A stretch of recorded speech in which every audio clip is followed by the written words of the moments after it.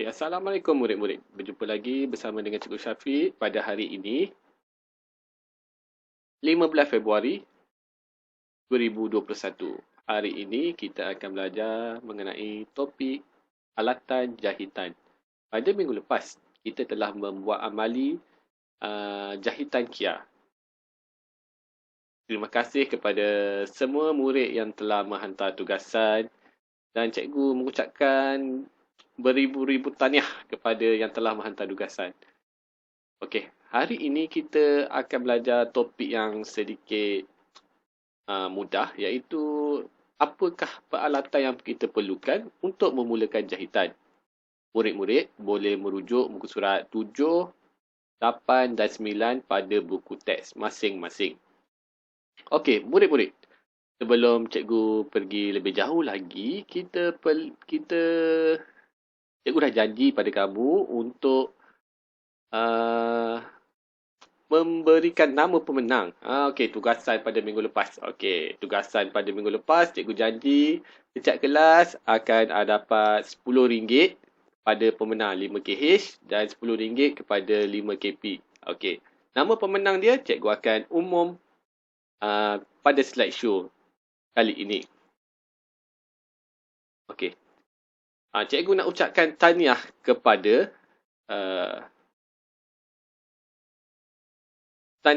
Hafni Syafiah 5KH dan Muhammad Nakid Nazhar 5KP. Okey. Video-video kamu cikgu akan upload di YouTube cikgu dengan cikgu akan tambah sikit edit untuk lebih menarik. Kedua-dua video ini cikgu akan letakkan di YouTube channel cikgu. Okey.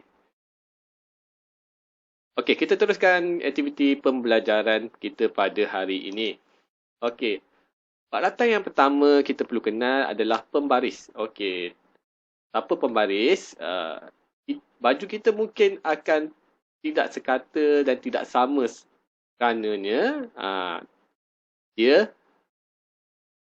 digunakan untuk mengukur dan menanda pola. Okey, mungkin kalau tak ada pembaris kita akan lebih sengit sikit, mungkin terlebih sikit dalam ukuran. Okey, dia macam pembaris yang kita biasa guna, tapi pembaris untuk jahitan ni ada banyak jenis. Okey, contohnya yang bahagian sini untuk bahagian leher, okey, untuk membuat lengkuk. Okey, banyak kegunaan pembaris-pembaris ni yang kamu perlu tahu. Tapi nanti cikgu akan terangkan dengan lebih dalam masa kita melakukan amali. Okey, seterusnya pita ukur. Okey, pita ukur lebih kurang macam pembaris. Dia mengukur fabrik atau mengambil ukuran badan. Okey, kalau nak buat ukur badan, takkan kita nak guna pembaris. Sebabnya pembaris tak boleh lentur. Badan kita pula ada bahagian-bahagian yang susah untuk kita ukur. Jadi kita menggunakan pita pengukur yang lebih mudah yang untuk lentur, lebih mudah untuk digerakkan dan lebih fleksibel. Okey. Jadi kita gunakanlah pita ukur. Okey, seterusnya adalah roda surih. Okey, roda surih. Kamu tengok kersor cikgu. Okey, berwarna putih ini dia boleh bergerak. Okey, dia memindahkan tanda pada pola. Okey, kita akan letakkan pola ni tanda kita. Lepas tu kita akan menggunakan kertas. Kita akan gunakan kertas karbon. Lepas tu kita akan gelik di atas fabrik kita. Jadi akan meninggalkan kesan dan kita boleh menggunting dengan lebih mudah menggunakan tanda-tanda yang kita telah buat. Okey, seterusnya adalah kapur tukang jahit. Okey, dia membuat tanda pada fabrik. Okey, kapur ni pelbagai warna yang kita ada. Okey, contoh kain putih, takkanlah kita nak pula pakai kapur jahit, kapur tukang ni guna kain putih. Mesti kita gunakan warna yang kontra, warna yang berbeza supaya tanda yang kita buat tu nampak dan mudah dilihat. Itu sebabnya kapur dia banyak warna. Okey, untuk digunakan untuk kain yang berbeza-beza. Okey, seterusnya kertas karbon tukar jahit. Okey, ini yang tadi yang kita gelik menggunakan roda suri. Okey, kita letak kertas karbon ni untuk memindahkan tanda pola, garisan dan motif ke fabrik menggunakan roda suri.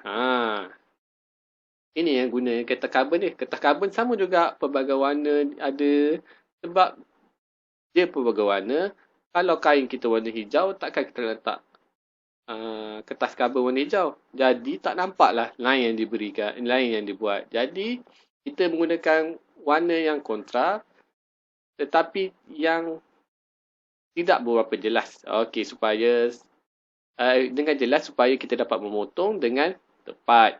Okey, seterusnya jarum peniti untuk menyemat pola pada fabrik. Apa menyemat? Okey, senanglah kita nak cantumkan dia supaya fabrik tu tak bergerak. Okey, dia menetapkan 2 atau lebih kepingan fabrik sebelum menjahit. Okey.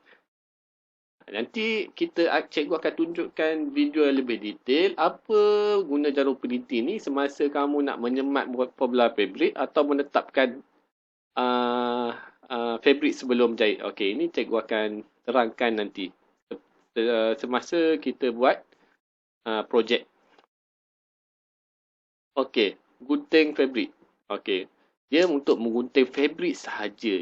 Jangan gunting benda lain. Okey, kalau dulu masa cikgu belajar berjahit dulu dengan lecturer cikgu, dengan pensyarah cikgu, kalau cikgu guna gunting fabrik ni, dia sangat marah kerana dia boleh menghauskan kita punya gunting.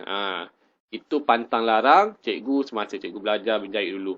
Okey, seterusnya gunting kertas. Okey, gunting kertas ni lah untuk gunting pola. Jangan guna gunting jahit tu untuk gunting kertas pola. Kerana setiap gunting ada kegunaannya sendiri. Sama juga dengan pisau. Ada pisau ni yang tanya pisau ni untuk potong ayam, pisau ni. Tapi kita guna semua je. Tapi kegunaan gunting ada perbezaan dia. Dia tak sama sebenarnya. Boleh guna. Bukan tak boleh guna. Tapi seeloknya kalau yang berjahit betul, dia banyak gunting yang ada. Okay, gunting jahit pun banyak jenis juga. Ini untuk potong kain ni, ini untuk potong kain ni. Sebabnya gunting ada pelbagai jenis. Okey. Yang seterusnya jarum jahit tangan. Okey, dia adalah menjahit fabrik. Okey. Dia sama lebih kurang jarum peniti tapi dia ada lubang belakang. Kalau tak ada, macam mana kamu nak masukkan benang?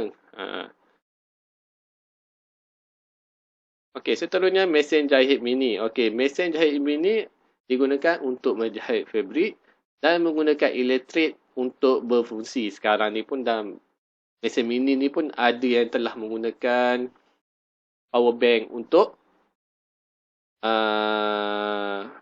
menjalankan mesin. Okey, masih menggunakan elektrik lah. Okey, tapi dia simpankan dalam power bank. Okey, seterusnya adalah mesin jahit tangan. Okey, mesin jahit tangan dia sama juga menjahit fabrik tapi digunakan secara manual. Okey.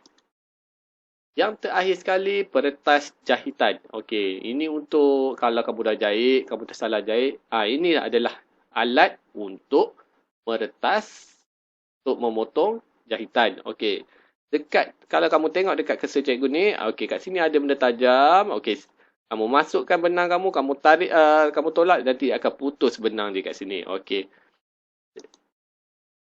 Tugasan pada hari ini, okey, mudah saja.